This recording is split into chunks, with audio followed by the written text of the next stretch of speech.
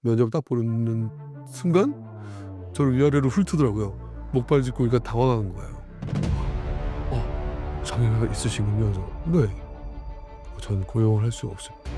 왜요? 근데 뭐 2층 엘리베이터도 없어요. 뭐 우유통 24kg 들고 계단 올라가 갖고 막 뿌리고, 그리고 딱 첫 출근하면 경비 아저씨 청소하는 아주머니 보면 다 우유 그냥 고생하시니까 드리고, 그런 막 했는데 그 모습을 보니까 그거 하고 나면 한 달에 60만 원씩 벌었어요. 근데 그 자기랑 친한 친구들이랑 딱 무대를 걸어오니까 얼굴만 보니까 좀, 저도 그때 58kg라고 지금 슬림했거든요.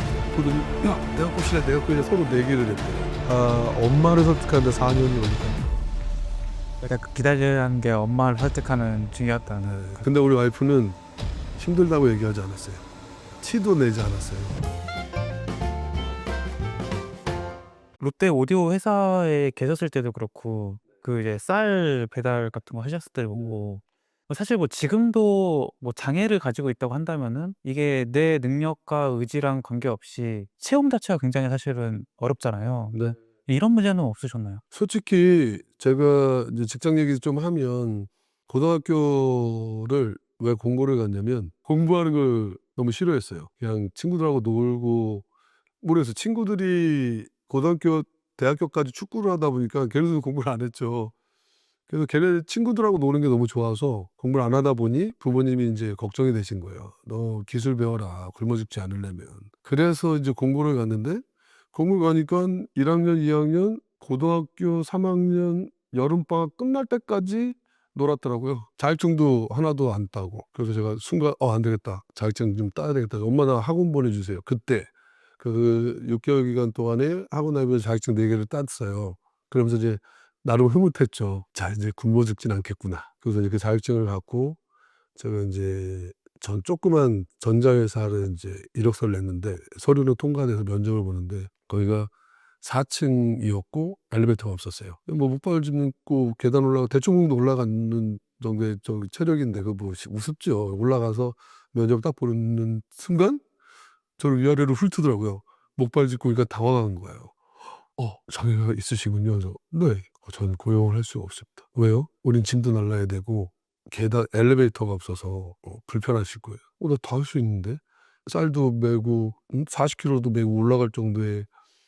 근데 그 말을 딱 듣는 순간 "저 할 수 있어요."라는 말이 안 나오더라고요. 그냥 배신감 같은 게 느껴졌어요. 부모님 이거 자격증 있으면 기술 있으면 안 굶어 죽는다며.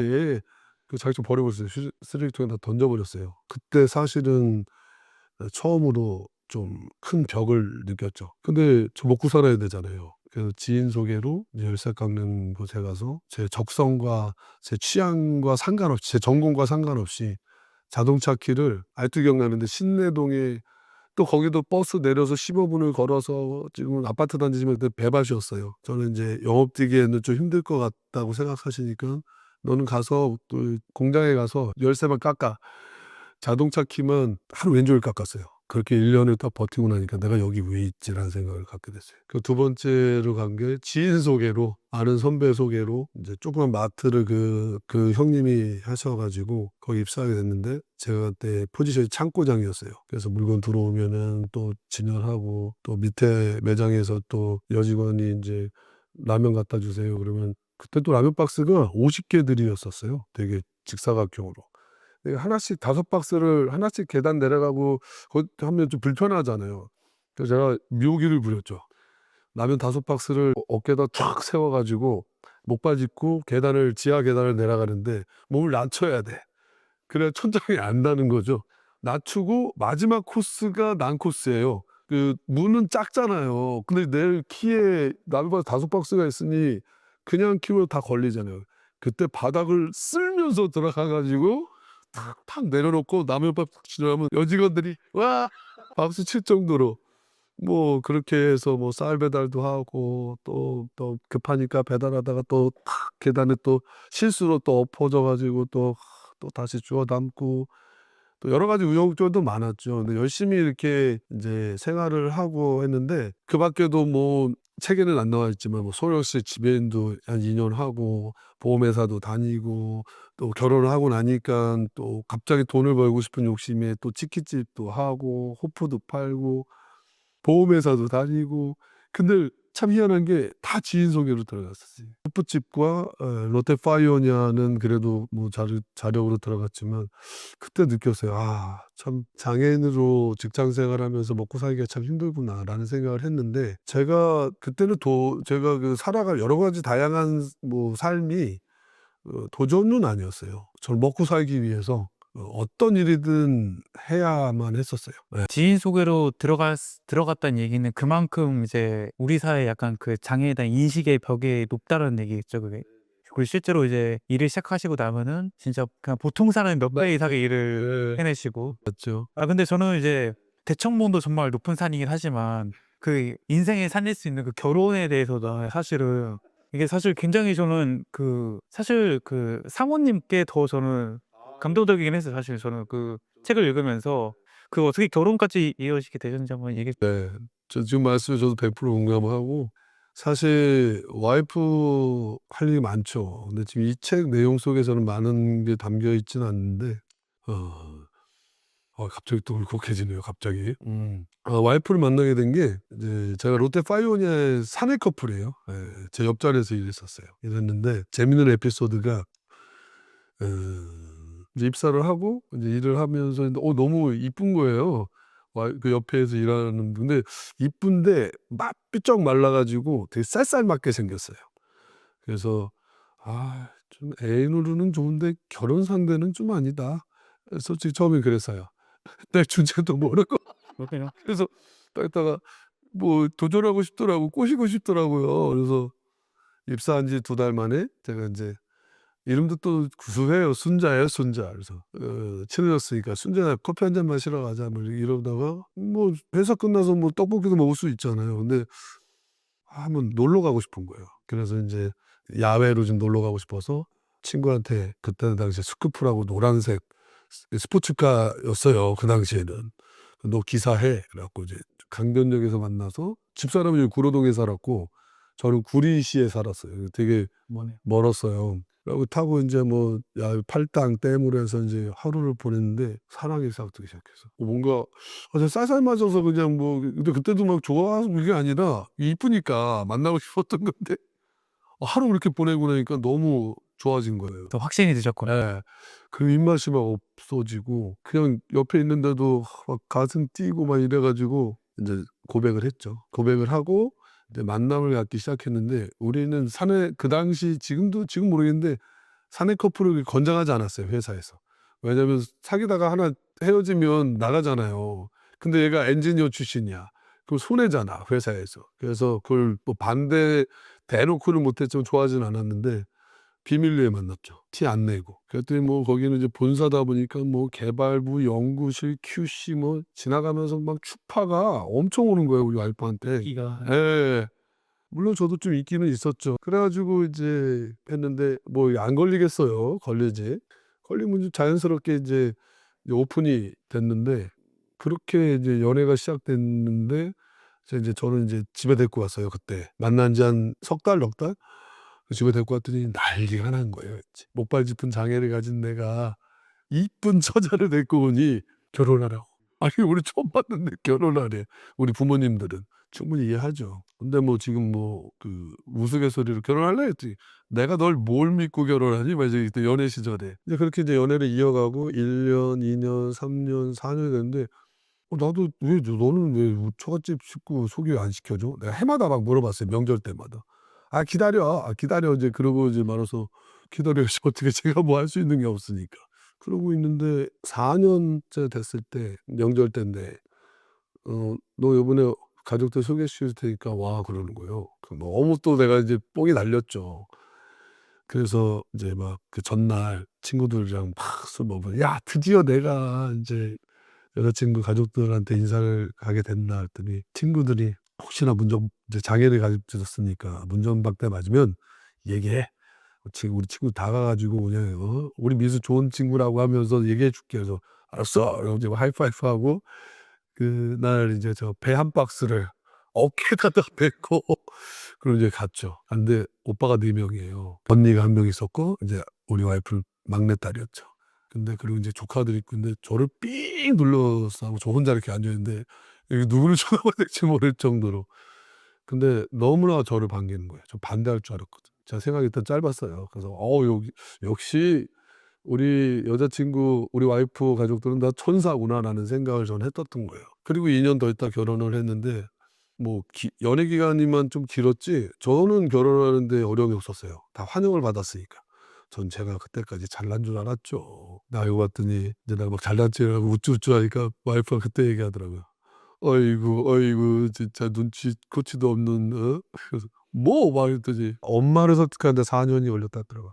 그러니까 기다려야 하는 게 엄마를 설득하는 중이었다는. 네. 근데 우리 와이프는 힘들다고 얘기하지 않았어요. 티도 내지 않았어요. 전 그게 너무 대단하고 뭐 좀 이따가도 얘기를 하겠지만 저를 이렇게 있게 만든 게 사실은 와이프라고 저는 생각이 돼요. 뭐냐면은 제가 20년 동안 국가대표를 했잖아요. 1 년에 300 일을 나가 있었거든요. 근데 그때 아이가 2 살 뭐 4살 차이 나니까 두 딸이 있었고 육아를 너무 힘들어했고 또 장애를 좀 갖고 있어서 같이 육아도 해줄 수도 없었고 근데 그걸 혼자 다 키워가면서 아이들이 엄청 밝게 잘 자랐거든요. 근데 인제 갱년기가 인제 왔어서 큰아이가 이제 졸업하고 했을 때 힘들어하더라고요. 그래서 '내 인생 다 희생한 것 같고.' 막 인제 그런 느낌을 받았을 때 제가 그랬어요. 뭐라 하냐면 "너는 킹메이커다. 희생했다."라는 얘기하지 마라. 제가 그랬어요. 그리고 왜 그러냐면 나를 메달리스트로 만들었고 지금 이렇게 가치 있는 삶을 살게 하고 많은 이들에게 선한 영향력을 받으며 살게 해준 게 너다. 그리고 두 딸 이쁘게 너무 잘 키운 것도 너고 내가 이 바깥 생활을 했지만 들어왔을 때 만약에 우리 아이들이 사춘기가 있고 집을 나가고 속상해하면 내가 운동에 집중할 수 있었겠냐. 그만큼 너는 항상 아빠의 누가 되지 않게 하기 위해서 어 서포터를 하기 위해서 아이들을 잘 키웠던 거예요. 그리고 희한한 게 시즌이 끝나면은 저는 뭐 예전엔 개근상 이게 되게 지금 의미 없잖아요. 현장 학습도 중요하니까 그래서 딱 아빠가 시즌 끝나면 애들 다 쉬는 거예요. 가족여행 가는 거예요. 저기 분기별로. 그리고 무슨 저녁 약속이나 뭐 모든 것 일정들 무조건 우선순위를 저를 맞췄던 거예요. 근데 아이가 사춘기가 됐는데 생일 파티에 친구가 있다고 전 들었었어요. 근데 얘가 안 가고 있는 거예요. 그래서 "너 친구 생일 파티 가?" 했더니 "아니야." 그러는 엄마가 "아빠 석 달 만에 또 이렇게 가족 모임인데 여기 지켜 줘야죠." 그래서 제가 그런 얘기를 막 들으면서 그러면서 그런 얘기를 했던 거야 제가. 그래서 "이제는 우리 이렇게 다 자립하고 뭐 진짜 우리의 위치를 나의 가치 있는 삶을 그리고 또 만들어 줬고 아이들을 잘 바르게 키웠으니 이제 삶은 그동안 못 했던 거를 해라. 내가 다 서포트하겠다."고. 그러면서 인제 뭐 갱년기도 넘어가고 지금은 동네 자원봉사하면서 너무 활기차게 잘 지내고 있고요. 되게 그런 모습을 보면서 '작년 잘 갔구나.'라는 생각을 했죠. 또 그리고 와이프 얘기 나온 김에 말씀드리면 참 이제 제 강연하는 걸 한번 봤어요. 어린아이들하고 이렇게 하는 건데 "너는 참 아이들이면 아이들, 어른이면 어른 참 잘 성격도 좋아. 잘 지내." 막 그렇게 얘기를 했어요. 그래서 제가 막 우쭐하면서 "난 카멜레온이야. 나는 뭐 파란색을 만나면 파란색이 되고 막 노란색 하면 노란색 막 바뀌어. 난 맞출 수 있어." 막 이렇게 얘기를 했는데 와이프가 "카멜레온은 살기 위해서 색깔을 바꾸는 거지만 너는 화이트야. 하얀색 화이트 도화지야. 어떤 색깔도 네가 흡수해." 와 제 자존감이 또 내가 "넌 대단하다. 진짜 우리 와이프지만 나보다 더 레벨이 높은 사람이라고 저는 항상 생각을 하고 있고 '그러니까 나랑 살지.'라는 생각을 하고 있어요. 그리고 제가 이렇게까지 성장할 수 있었던 건 믿고 맡겨 준 거 그리고 제가 하고 싶은 거 다 하고 살았어요. 그것들을 뭐 하나 토 하나 달지 않고 다 응원해 줬고 진짜 설령 월급을 못 받아 와도 진짜 거기에 맞춰서 바가지 한 번 긁은 적이 없어요, 금전적인 거로. 그냥 제 맘대로 살았어요. 그러다 보니까 제가 많은 것들을 경험하게 됐고 지금의 제가 이렇게 있지 않나. 감독님의 얘기를 들으니까 진짜 책을 읽었을 때는 '아 감독님 어떻게 이런 사람이 있을까.'라는 생각이 네. 들었는데 지금 방금 이 얘기를 들으니까 이 모든 것들을 옆에서 지켜본 사모님의 관점에서 한번 이야기를 들어보고 싶다. 그 옆에서 이 사람이 도전을 해 놓고 어떻게 보면 뭐 진짜 뭐 도전에만 집중을 할 수 있었던 거잖아요. 맞아요, 맞아요. 뭐 눈에 보이지 않는 뭐 뒷바라지 뭐 작은 일들 신경 쓰이는 이런 것들 다 본인이 커버를 하면서 말 그대로 뭐 킹메이커라고 표현해 주셨는데 그걸 만드신 거잖아요. 사모님의 관점에서는 이 삶이 어떻게 보였을까라는 게 궁금해지네요. 네, 그 책에도 이제 그 부분이 나오잖아요. 이제 나는 이제 장애인 한민수를 사랑한 게 아니고 인간 한민수를 사랑했기 때문이다. 그리고 이제 그 감독님의 그 성실함과 아니 그 얼마나 압도적으로 성실하셨길래 반했을까요? 제가 봐도 반할 것 그 정도로 압도적이셨나요? 성실함이? 아니 제가 이제 또 잘난 척하게 또 이렇게 또 질문을 해 주셔서 제가 말씀드리면 사실 제가 꼬신 줄 알았어요, 와이프. 어. 제가 이게 생산 라인이 길어요. 한 100 미터 돼요. 그래서 거기에 막 20 명이 칸칸이 이렇게 있는데 제가 이제 첫 출근에 그 주임소리에 이끌려서 이렇게 해서 이렇게 이제 이렇게 오니까 여기 본 거예요. 중간에 와이프가 있으니까 상체만 본 거예요. 걷는 거만.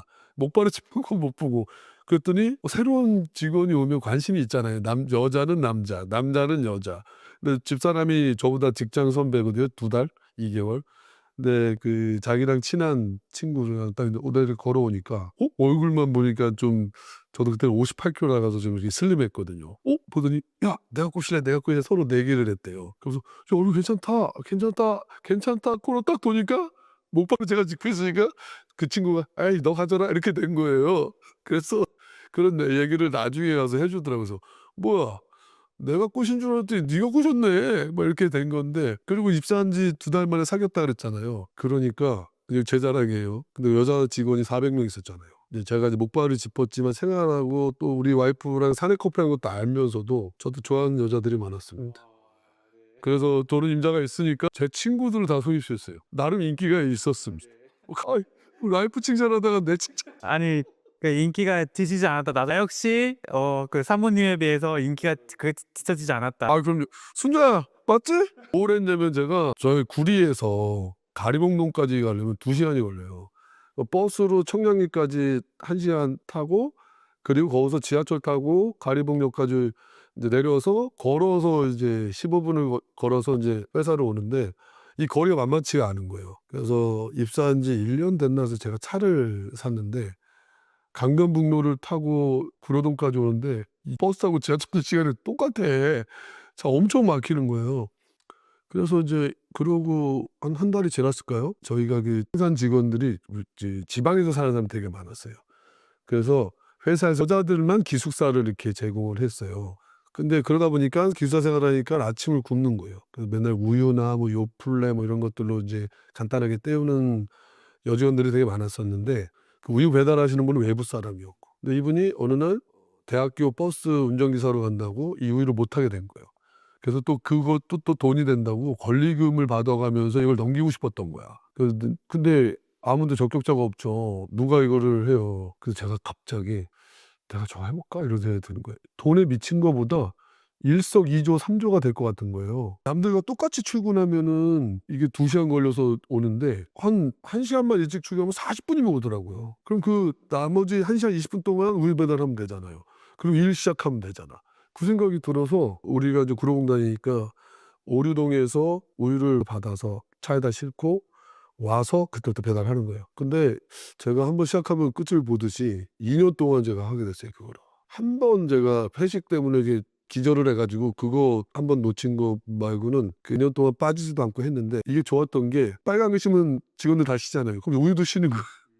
그러니까 제가 직원이고 직원 상대로 하고 하니깐 가능하겠더라고요. 그래서 처음에는 자리가 막 그 사람 우유 먹는 사람들 자리가 몰아서 포스트지를 붙여고 그래서 그거를 혹 했는데 막 1 시간 20 분이 막 다 걸리는 거예요. 근데 뭐 이 2채 엘리베이터도 없어요. 뭐 우유통 24 킬로 들고 계단 올라가 갖고 막 뿌리고 그리고 딱 첫 출근하면 경비 아저씨 청소하는 아주머니 보면 다 우유 그냥 고생하시니까 드리고 그런 막 했는데 그 모습을 보니까 그거 하고 나면 한 달에 60만 원씩 추가로 벌었거든요. 그럼 그거를 와이프한테 통장 만들어 가지고 "이거 너 적금 좀 들어 줘." 사실 작전이었죠. 근데 그걸 막 3 년 만에 1,800만 원인가 벌었어요, 적금으로.